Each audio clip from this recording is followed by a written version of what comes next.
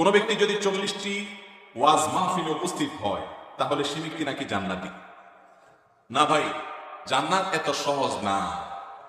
ওয়াজ 40 মাহফিলটা 40 ওয়াজ মাহফিলে গেলেই যদি জান্নাত হয়ে যেত তাহলে তার এত কষ্ট করার দরকার ছিল না। তাহলে তার ফজর নামাজের কনকনে শীতের মধ্যে উঠে নামাজ পড়ার দরকার ছিল না। জান্নাত রে আমাদের দেশে ফেসবুকে অনেকে এত সস্তা বানায় ফেলছে।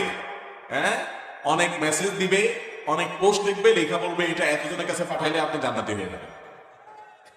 তার দরকার হলো তার পোস্টের রিচ, তার দরকার হলো লাইক কমেন্ট। এই জন্য সে জান্নাত রে ঠিকাদারি দিয়ে দিচ্ছে মানুষের কাছে। ঠিক না বে ঠিক? এইসব পাগলামি, এই সমস্ত ছাগলামি করলে বরং জাহান্নামে যাওয়ার কারণ হতে পারে।